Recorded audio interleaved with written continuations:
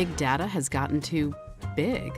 Whether you're a B2B marketer or a consumer brand, your data needs to be viable, relevant, and accessible so that Stirista can help you retain customers, acquire customers, and make it personal. Welcome to the Marketing Stir podcast by Stirista, probably the most entertaining marketing podcast you're going to put in your ear. I'm Vin, the associate producer here at Stirista. The goal of this podcast is to chat with industry leaders and get their take on the current challenges of the market, and we'll have a little fun along the way. In today's episode, Ajay and Vincent chat with Carrina Ekvall, marketing director at Verint. She talks about how channels vary depending on clients and when they're ready to buy. But in-person events have been a winning success. AJ has his first fantasy football win, and Vincent wants to know where the real AJ is. Give it a listen. Ladies and gentlemen, welcome to another episode of Stirista's The Marketing Stir. I am your host, Vincent Petrofessa, the Vice President of B2B Products and Partnerships at Stirista. Maybe you already knew that, but if you're listening for the first time, I'm also the interim general manager. It's an inside joke here at Stirista because AJ was quoted. We'll get to AJ in a second. That's, you know him. He was quoted in a magazine, falsely quoted, as saying I was the interim general manager. And the joke is the interim never gets to be the actual. So, but my title hasn't been stripped away from me. I am still the interim GM. Stirista. Let's talk about Stirista for just a few seconds. That's the only time we talk about Stirista. We are a marketing technology company. We own our own business-to-business data, business-to-consumer data. We help companies utilize that data to help them get new customers. New customers are great, aren't they?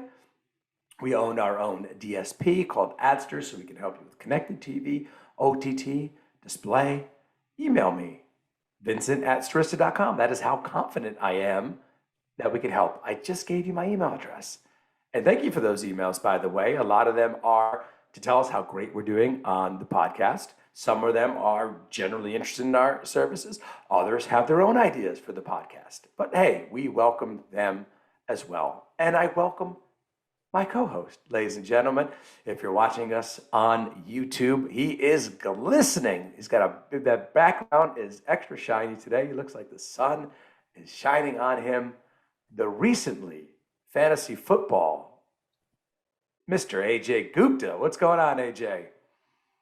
Hey, Vincent. I think this was the first weekend I ever actually followed football. So ever. And we dragged him in. Those of you out there who do fantasy football for fun, we did here at Stirista, and we never were able to get our CEO involved, and he is. And the craziest thing, he texted me and he had an interesting football fact. He's like, wow, that running back really had a day today. And I was like, who are you? Did someone steal AJ's phone? They did not. And he is into it. We have to make a big deal of when we play each other, AJ. That has to be a big event when we play each other. But how are you enjoying it so far? it's good. I got off to a winning start. So I think I'm trying to decide because I'm already ahead. But I still have my defense left to play Denver. But I was told maybe it's best to take the defense out entirely so I don't get any negative points. So I don't know. Oh, I don't know. You just have to see how much you're up by. I love this new lingo by you. This is, you know, it's either you've done your research or you're like a method actor. You've played the part. I think I called you Daniel Day Gupta the other day. You're a method actor. You've given me many names, but that's the first. I love it. I just came up with it yesterday on the spot. Big fan of it. But the weekend was great. Tell us about it. Just watch football for the first time in 30-something years.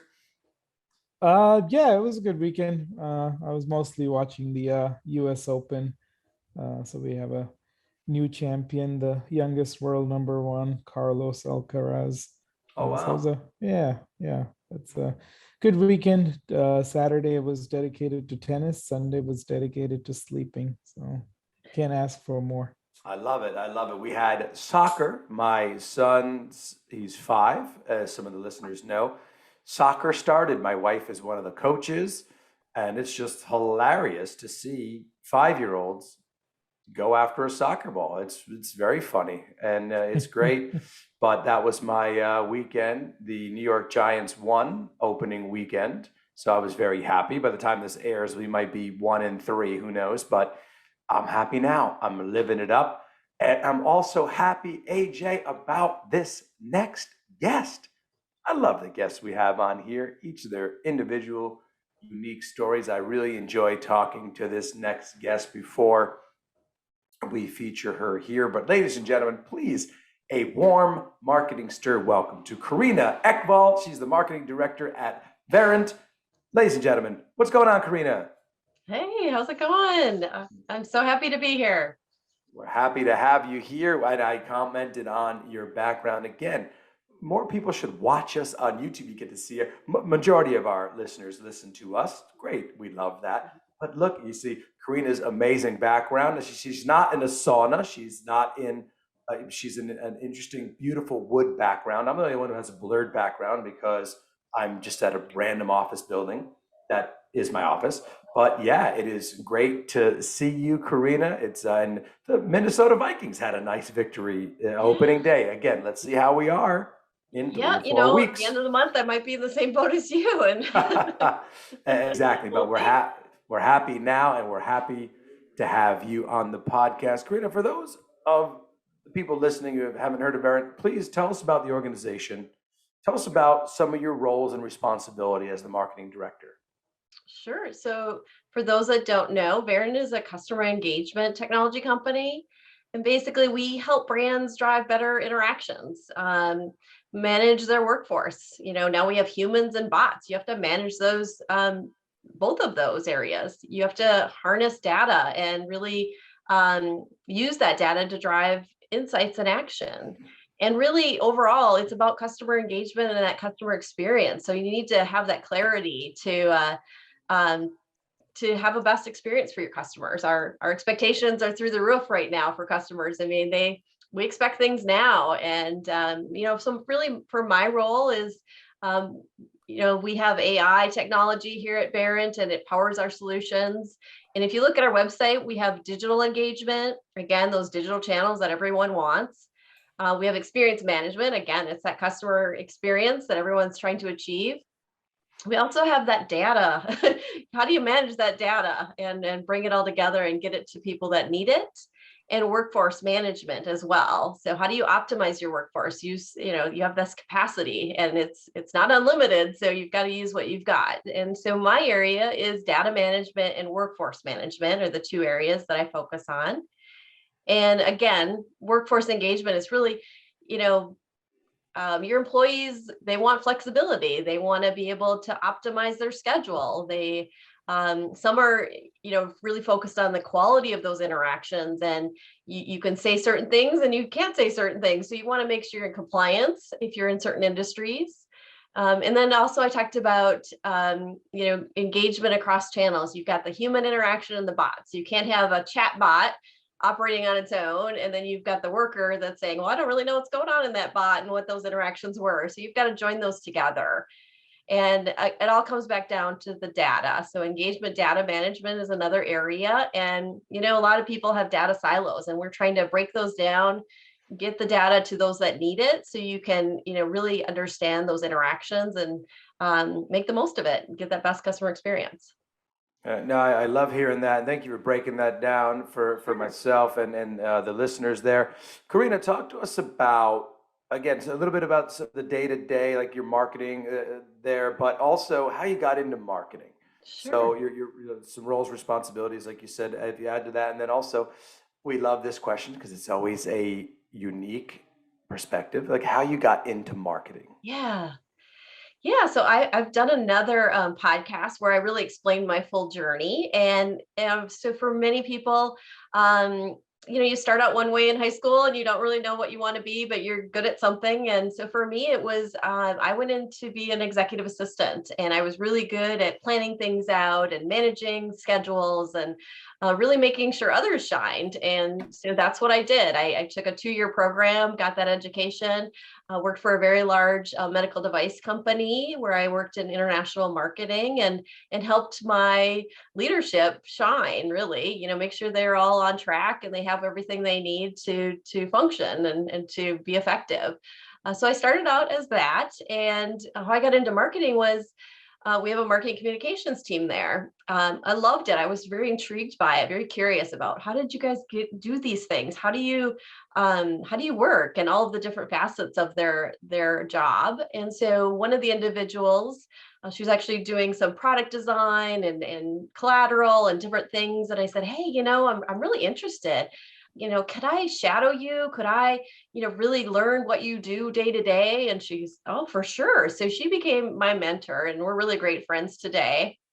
And she helped me be involved in meetings and discussions and interactions with others, so I could really see how she got things done. And that just got me excited. I was really excited to learn about marketing. And so really at that company, I said, well, how do I get into marketing here?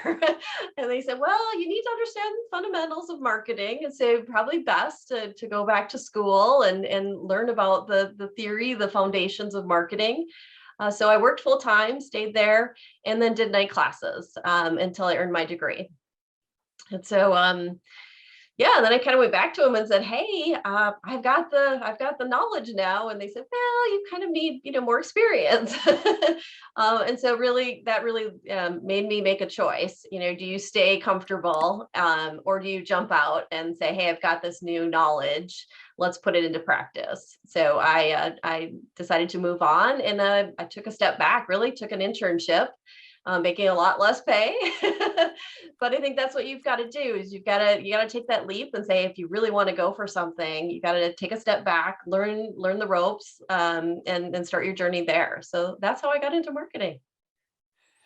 What a wonderful story. Thank you for sharing. Yeah. Tell us a little bit about your current marketing efforts. What are the channels and strategies that are working and what's not working? Yeah, so I think this is hard for many marketers to know what's working or not. I've always been asked, like, what's the silver bullet, Carrina? What really makes it or breaks it? What really drives that sales opportunity? And as we know, it's multiple channels, it's multiple interactions. And what makes one person say, yes, I'm ready to buy is different from another. So you have to try all of these different channels. And for us, I think what's working though is events and webinars. Many that are committed to trying to figure out, should we have Verint as part of our evaluation, are coming to these events and webinars to really learn more. And especially in-person events, I think that is really, people have really said, hey, I'm coming to this event, I'm making this investment, and I have a mission, I have a strategy of who I want to meet and talk to learn all I can, and say, these are my 3 vendors or 5 vendors that I need to get as much information as possible. So we're finding our interactions at these events much better than in the past. I think we had a quantity before of interactions, and now we have these quality interactions. Again, very, very focused on what they're trying to accomplish. For example, if they, hey, I want to bring more digital channels to my business, but I want to combine my workforce and digital together. How do I do that? They're asking these very specific questions of what they're trying to solve. So events are doing very well for us. Oh, that's great. Yeah, it's definitely during the pandemic, we all missed the events. So. Yeah. And how do you describe your ideal customer? Yeah, so 85% of our customers are Fortune 100. They rely on Verint. They're, US and international businesses, and primarily industries are financial services, healthcare, telecommunications, public sector, and more. And talk to us, Carrina. You said something about AI there. Yeah, how is Verint using AI to build successful customer interactions? Yeah, well, so AI is a technology. As you have AI, it learns and works with you. And really, it helps our solutions. As I mentioned, those 4 solutions categories in the beginning.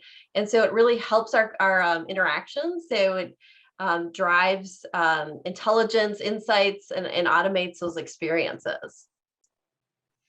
And we chatted before. Let's stay on some of the events there because that was something that, and I love hearing that, as AJ mentioned. You don't really hear a lot of people saying, "Oh, events are back," which I think they are. We were just at some events. We were doing some smaller events.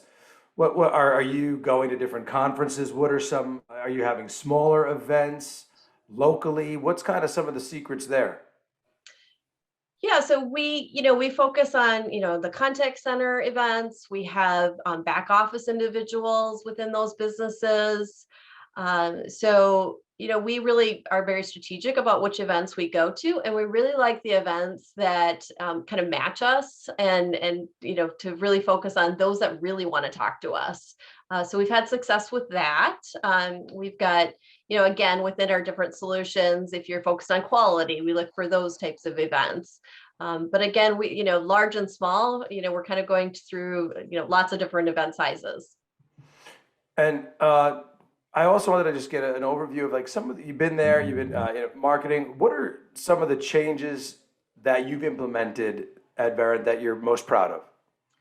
Yeah, for me, I'm very focused on data and intent and very targeted in my approach. I don't believe in the spray and pray of marketing.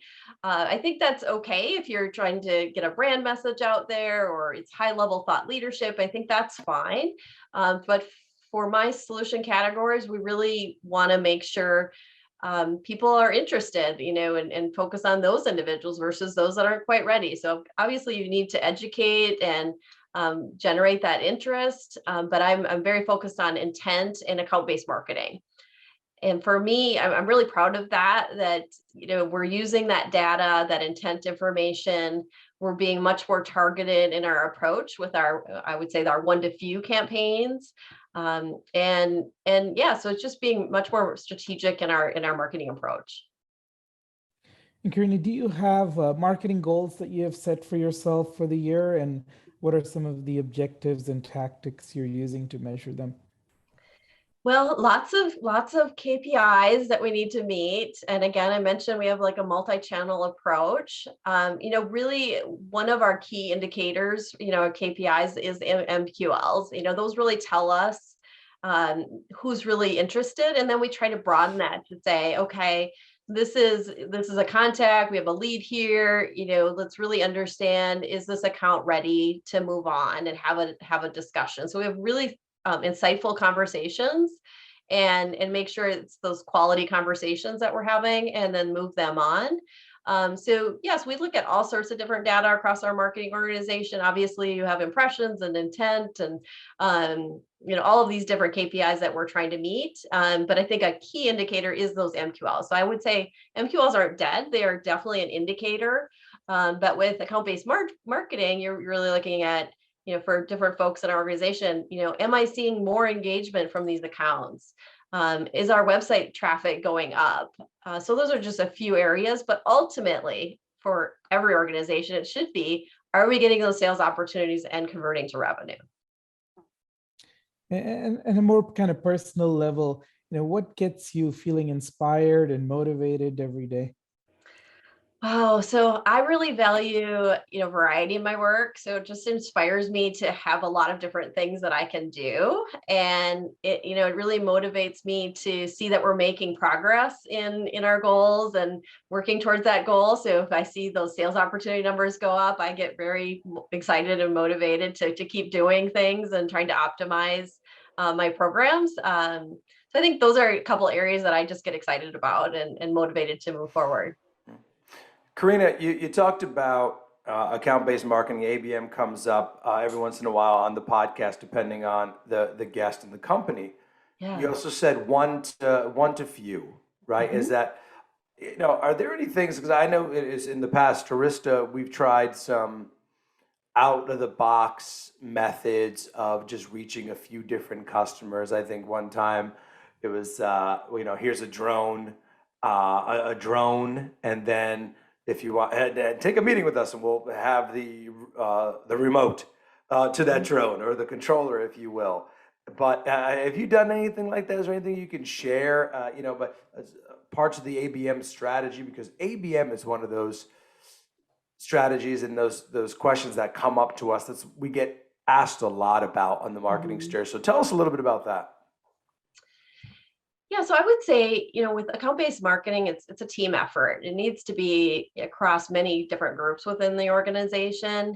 And marketing certainly can push things along and drive that conversation, but really you need sales and customer success and others involved to make sure we're all, trying to impact these accounts. And I think for me, it's about those memorable moments or those touch points. We have done some mailings where we've sent out some music playlists, and I think that can get some impact. We're at an event where we're doing a prize drawing. Again, that's not anything new, but if you can try some different ways to interact with that audience and drive them to your booth and get them there, if you can make that memorable moment where people get excited and they'll remember you and pay attention and want to learn more. So I think that's really what account-based marketing is trying to get that exposure and get people engaged with your brand and want to learn more. So there's a couple examples. No, I appreciate it. And I know I keep going back to conferences because people are going back and they want to know when they can go back, and conferences have been reaching out to us. And so talk to us about the Verint Engage conference. How is that? Is that coming up? Has it already happened? What are the plans for the future as well? Yeah, so we had our Engage Customer Conference this past June in Orlando. It was very well attended. We had 1,100 customers, partners, analysts, and media there, nice. As well as employees. It's over 3 to 4 days, depending on if you decide to do some more educational components of it, lab work and such. But we have keynote sessions, and then we have our expert sessions where there's like 75 sessions that you can attend. And it's really, again, it's from our experts, but our keynote sessions is our executives presenting each day. And many of these sessions we have available on Verint.com and our resource tab. So if anybody's interested, check that out. But really for us, it's really trying to help our attendees get the answers to some of their key areas that they're trying to solve. And so we have a special area throughout the conference that they can go to and see the solutions in action, really ask questions. And also we want their feedback. We want to understand, what do they like about our solutions? What don't they like? Or what do they like to see improve and really impact our roadmap for the future? What is something exciting for the company that some news that might be coming up that you'd be able to share with us? Oh, well, I mean, I think within our customer conference, that's exciting. I mean, every June we have this, and we've announced that we've got this one coming up again. It's the week of June 12th, and we're going to be in Vegas. We're going to be at the Bellagio. So I'm excited about that. Who doesn't want to go to Vegas in June? We have to go out to that one, AJ. We always take, we always around Vegas a conference, but that might be it, June. There you go, Yeah, mid-June, we'll be there. Vincent and I have this guys trip we do once a year in Vegas, so we might just crash your party. That's it. Yeah, that'll be fun. Yeah, well, it's an industry conference, so it's not just for customers. We definitely invite prospects to come too, and so we welcome everybody to check it out. We'll have information coming out very soon on how to register and get involved. Vincent, I'm taking that as an invite. So that's an invite. We'll be there. We're taking the marketing stir on the road, ladies and gentlemen. That's what we get asked that the most. When are we going to a conference to do it? I love it. We'll be outside and we'll just start interviewing people. Anyway, sorry. Go ahead, AJ. So Carrina, can you give us, a lot of our listeners are young folks or young professionals in marketing, any advice you'd like to offer in terms of what skill sets they should work on, or anything in general about getting into marketing? Well, this is something I'm passionate about. I really enjoy mentoring the next generation that's coming into marketing, and really welcome, students or others that are thinking about going into marketing. I've had many people reach out to me on LinkedIn and ask me questions, and I get excited about that. For me, I was a traditional marketer. Many of us grew up that way, and then we went all digital. So I think what's great about marketing is now we've got this social explosion happening where everybody's going on TikTok and you know, always have new channels and different things we can get into. So I think for the next generation in marketing, or if you're just starting out in your career, is be curious, be willing to learn. Your degree isn't the end. Learning is constant in marketing, and that's what's so exciting about it too. Is you constantly get pushed to learn something new or to try something new. You never know what your audience is going to be receptive to. And again, many of us, you don't want to be boring in B2B. We want to be exciting. We want to have some great opportunities to delight and provide a positive experience. We want to entertain. You know, there's lots of different ways we can engage with these customers, and it doesn't have to be just plain old, you know, B2B marketing, you know, same product information all the time. And so I think, again, it's just be curious, be willing to learn, willing to take action and jump out of your comfort zone. I think there's a few areas to give advice to the next generation. I love it. Is it me being in B2B? Yes, B2B is fun. I know people think B2C have all the fun, and yeah, you know, but B2B, it's personalized. You're dealing with people, ladies and gentlemen. So thank you for echoing what I've been saying on this podcast for years now, Carrina. So one of the questions, it's a signature question. It's the question, AJ, you know this, now that we go to conferences or people ask us, they're like, I love this question. It is the LinkedIn question, the signature question of the Marketing Stir. Carrina, your title, Marketing Director. People must reach out to you all the time. What is a LinkedIn message that gets Carrina's attention? And what is one that you just hate and you will not respond to? It's the LinkedIn question. Yes. So I'm from Minnesota. And so I will just let you know that I had a business development rep reach out to me. And this is one example that I did respond. And I think it's, you know, you have to take that extra step. You have to research, you have to personalize and try to build that connection. And so this BDR reached out to me and just connected like normal, like we're in the same industry, love to connect. Did not come back the next day or the next few minutes to say, hey, I sell blah, blah, blah. You know, buy from me. Here's what's great about my company.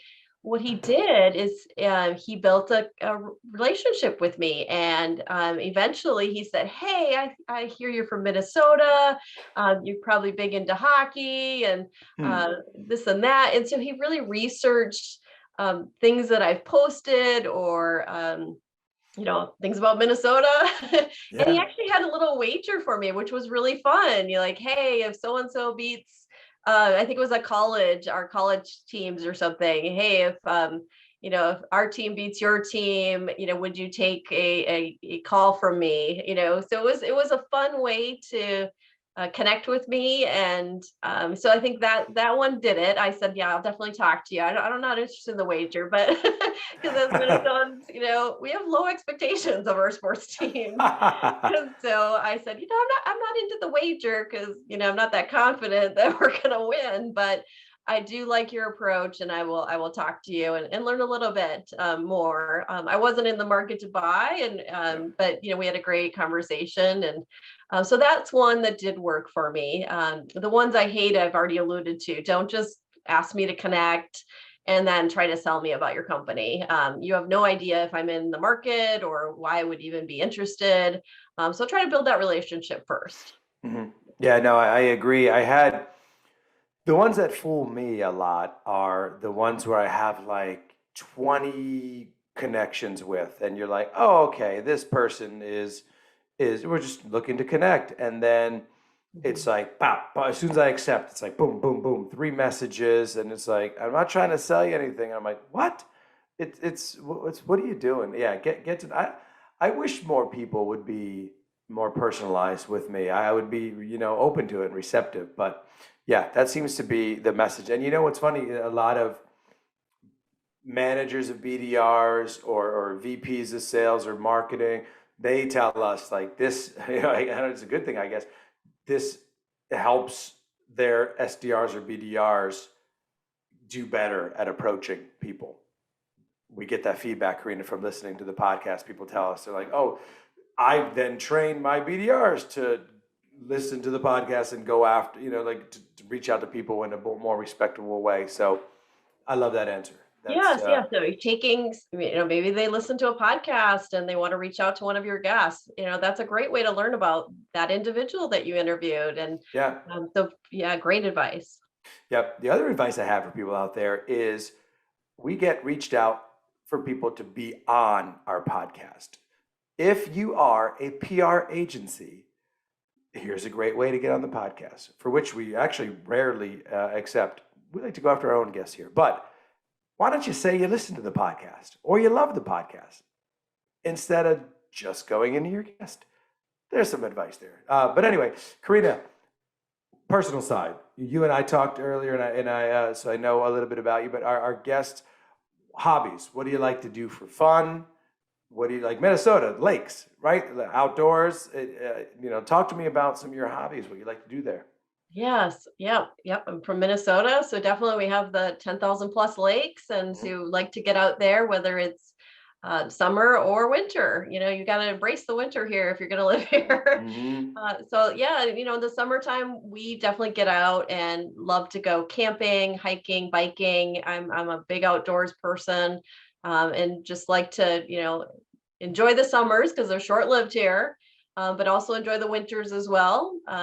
We have some snowmobiles, so I get out there. I'm nice. not big into it, but I will ride one. I'm not as aggressive as others that I know in my family, but I do get out there and enjoy a nice snowmobile ride. But just get outside. Skiing, downhill skiing. I've done some water skiing as well. Yeah, it's just overall outdoors is my thing. That's awesome. And you are born and raised in Minnesota? Born and raised. That's awesome. Yeah, we have a fellow employee, Aaron Grote, oversees our digital. He's out in Minnesota as well. Yeah, he and his background looks similar. He does like a similar background, but he looks like he's actually in a log cabin. When we talk to him, everyone asks him if it's a real background. He's like, yeah, no, this is just my basement. It's where I live. But anyway, Carrina, before we depart, some closing thoughts, just anything that you want to share, some final thoughts with our listeners. Sure. Well, as I mentioned earlier, I enjoy mentoring people that are just starting out in marketing. I love connecting with other marketers. So feel free to connect with me on LinkedIn. If you're trying to sell me something, take some advice that I've mentioned earlier. And then obviously, as far as Verint is concerned, Engage is coming up next year in June. And so definitely once we have the information posted on that, we've got that industry conference, and it's mid-June, usually June 12th that week. And we're in Vegas at the Bellagio. So I'm excited to go there and meet customers and prospects for this industry conference. I love it. Maybe we will meet in person for the first time out there. Check out Verint, ladies and gentlemen, verint.com. That's Carrina Ekvall, the marketing director for Verint. I'm Vincent Petrofessa. That's Mr. Ajay Gupta, Fantasy Football King. This has been another episode of The Marketing Stir. Thanks, and we'll talk to you soon. Thanks for listening to the Marketing Stir podcast by Stirista. Please like, rate, and subscribe. If you're interested in being a guest on the podcast, please email us at themarketingstir@stirista.com. And thanks for listening.